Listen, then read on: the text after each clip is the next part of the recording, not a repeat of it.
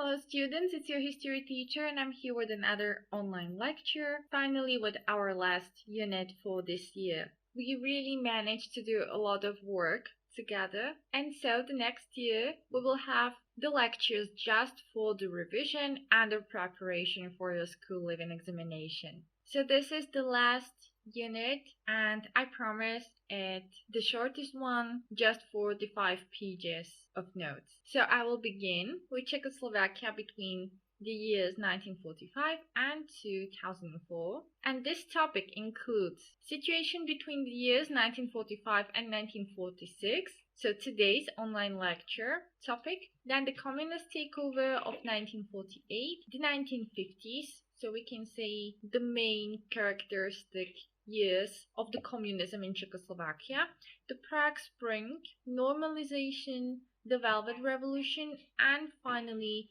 division of the Czechoslovakia and the situation in Slovakia after that division and so dissolution of Czechoslovakia. Okay, so here I begin with situation in 1945 and 1946. So after the World War II, when the Red Army withdrew from Czechoslovakia, the NKVD deported more than 7,000 people to gulags. NKVD, alebo teda Národný komisariát vnútorných záležitostí, took these people from Czechoslovakia because most of them were, as they called them, traitors and collaborants. Mostly they were Slovaks that were suspected from collaborating with the Nazis. So they tried to put everything into an order to restore the situation as it was before the war, and so they took all of these people who were suspected to gulags. However, the spearheads of the Slovak state mostly attempted to emigrate earlier, mostly successfully, as for example Ferdinand Dorčanský, but at least the most important representatives of the state were captured and arrested. This was captured in Vienna airport, so just in the very last moment, we can say he was caught. Alexander Mach and Wojciech Tukra were both found in refugee camps. I know that one of them was found in a cathedral. It was something like Christian camp for refugees, let's say. It was also in Austria, and they were all arrested by the Americans and given to Czechoslovakia for the justice. So this was like very immediate action. Also, political parties like Hlinka Slovak People's Party in Slovakia and Agrarian Party, mostly in Bohemia, were forbidden because they were connected to the previous totalitarian and war regime. In the unit about the Slovak state, I've mentioned Košice government program that was issued like the government program of the post-war republic, and besides many other points, there were also Beneš decrees included. These are seen as kind of controversial because according to this document, the Germans and the Hungarians lost their citizenship, were deported, and their property was confiscated. And the government didn't even need a proof for collaboration. The Hungarians had a little better situation than the Germans because they had to leave country only if they didn't have one grandparent Slovak. So if they had one grandparent Slovak at least, so grandmother or grandfather, they could stay in our territory. The Germans just had to leave. So this is why it's kind of controversial because there were many families of the German or the Hungarian origin that didn't collaborate with the totalitarian regime at all, but they still lost their citizenship. So as I mentioned, this were really immediate actions. So firstly, the new state had to deal with these people. So the traitors and collaborators were deported by NKVD. The spearheads of the Slovak state were captured, or some of them emigrated. Political parties, Hlinka Slovak People's Party and Agrarian Party were forbidden. Beneš decrees were issued, so these two biggest minorities in Czechoslovakia were deported as well. The next change was marked by the fact that in Košice government program was that the next Czechoslovak Republic will be more east-oriented. also on the way to Bolshevism, because the Second Czechoslovak Republic nationalized the main branches of economy, such as heavy industry and power plants. So just a little step towards the Bolshevism. However, still, the political system was based on the principles similar to the people's democracy, a multi-class, multi-party democracy, but on the way to socialism. So it was like on the halfway. Each political party joined the National Front, that was like the union of the elected political parties. So these were the post-war reforms, and what was the Czechoslovakia waiting for were the first post-war elections that were in 1946. Please remember that year as the year of our first post-war elections. These were very, very important for the next development of the republic. Still, Czechoslovakia consisted of two nations that are in a lot of things very culturally similar, but there are also some main features that differ in these two cultures and nations. Elections in 1946 was a great example. In general, the Communist Party of Czechoslovakia won the elections. In total, they had more than 30%. But in the Slovak part of the Republic, Democratic Party won. They had more than 60%. So you can see the difference. Why the Czechs mostly voted for the Communist Party and the Slovaks more for Democrats? Well, it was mostly because of Slovak Christian tradition. This former Slovak People's Party electorate voted for Democrats. They were afraid of what can happen after the communists will have the power. And this happened. Communist Party of Czechoslovakia won the election, and the new Prime Minister of the Second Czechoslovak Republic was Klement Gottwald, who we remember also from the First Czechoslovak Republic as the chairman of Communist Party. Here you can see the pictures from the arrest of Joseph Tiso. So you can see him in the handcuffs, and there are also the other representatives. So you have in the picture, in the bottom line on the left, there is Wojciech Tuka, who was in that time old and already on a wheelchair. On the second picture, you can see Joseph Tiso and also Alexander Mach. Okay, Alexander Mach is sitting just between the two police officers. And on the very last picture, so the picture on the right, in the bottom line, there's also Joseph Tiso and Alexander Mach. So just from another perspective. Here I have the results of the elections of 1946. So this is like important source. Of course, I don't want you to remember how many mandates each party had or how many percents. So everything you need to know is the difference in percentage of different parties when you compare votes in Bohemia, Moravia, and Slovakia.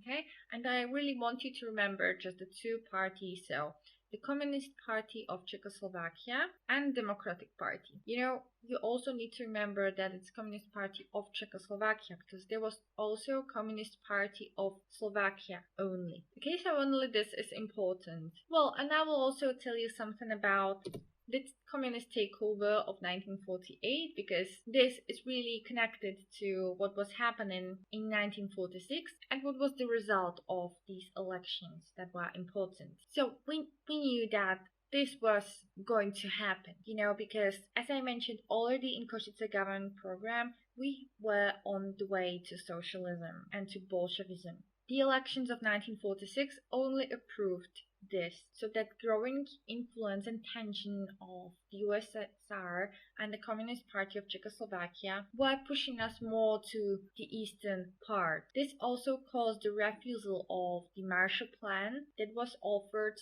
to Europe as, we can say, a tool how to stop the spreading of communism. So Marshall Plan was one of the examples of policy of containment in practice. So when Czechoslovakia had to refuse that plan, but the crop failure occurred the same year in 1947, this was solved by the USSR because they didn't want us to leave and to take the help from the United States. So they gave us the grain Its origin was in Ukraine, that was one of the republics of the Soviet Union, and in fact, this caused famine in Ukraine. So the Soviets gave grain to the satellites in Central Europe because they didn't want to lose them, but they sacrificed the people of Ukraine for that. Okay, so they sent it to compensate the loss of American money. So in 1947 there was Marshall Plan that we had to refuse, but in the same year a war criminal, Joseph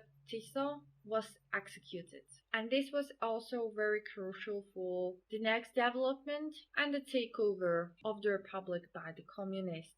Even though that Joseph Tiso was a criminal, a war criminal, this execution was a political act. So it was only used for some other purposes of different politicians. The very simplified is that when I will say that the Bohemian majority was for his execution, and as we know, the Bohemian majority voted for the Communist Party of Czechoslovakia, while the Slovak majority, these 62% that voted for Democratic Party, was for the life sentence for Joseph Tiso, so not for the capital punishment. The reason for that is again in religion. Generally speaking, the Slovaks were more religious, and so they were against the capital punishment because in general, it's unethical to religious people. Plus, Joseph Tiso was a priest, so to execute a priest was for these religious people just unimaginable, okay? Because a priest in their eyes was like the person who can communicate with God, and so again, approve their argument that it's unethical to kill a man who is a priest. So it was used by both sides to manipulate their voters during the election. The communists had the strategy to compromise the Democrats by showing their electors that they were not able to avoid the capital punishment for Tiso. So even though that, for example, the majority of the Slovak people was voting for the Democrats because they were religious, they didn't want to execute the priest, so to send him for the capital punishment. They only wanted a life sentence, and so they voted for this political party. But the communists wanted to execute Tiso and to tell their voters that the Democrats were not able to avoid this. So they're in fact like a weak party without the power. Okay, so the communists used this execution for themselves. So to compromising their political enemies was happening really often, and also they continuously violated many agreements, and it was only getting worse.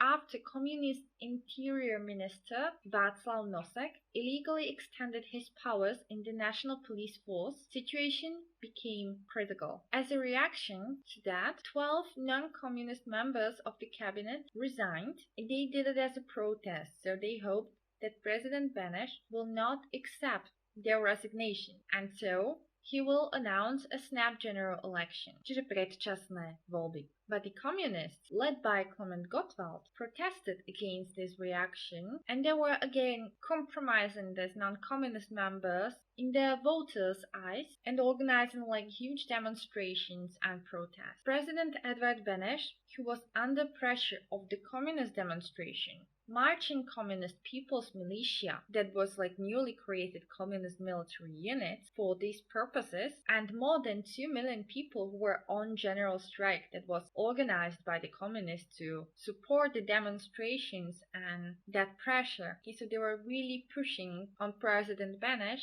and they were showing off with their power that on February 25th, 1948, Edvard Beneš accepted resignations of these 12 non-communist members of the cabinet and Gottwald's proposal, and so he appointed a new government. By this, Czechoslovakia became a totalitarian state. I know it can get kind of tricky there, so please read it or listen to it very slow. After the misusing of execution of Joseph Tiso and other members, because for example, Wojciech Tuka was executed, Alexander Mach was given 30 years in prison, but he got out after 25 years. But mostly, this execution of Joseph Tiso was used as a political act. So the communists, they used it against the Democrats. They were also continuously violating many agreements. Example is when Václav Nosek illegally extended his power in the National Police Force. So the non-communist members, of course, didn't like it, and 12 of them resigned as a sign of protest. But they hope that President Beneš will not accept their resignations and he will announce snap elections instead. The communists, led by Clement Gottwald, protested against this reaction and they did like a huge propaganda that these Democrats and like non-communist members, because there were also other parties than Democratic Party, wanted another general elections just because they were not successful in the previous ones, and they did propaganda that it was illegal in fact. So they organized demonstrations, also created people's militia, and organized general strikes. So President Beneš was under pressure of all of these things the communists organized, and so he decided to accept ministers' resignations and Gottwald's proposal, and so he appointed new government. So on February the 25th, 1948, a totalitarian state was established. Here I have some pictures. So you have Clement Gottwald in the picture on the right. So this is him speaking on the balcony in Prague.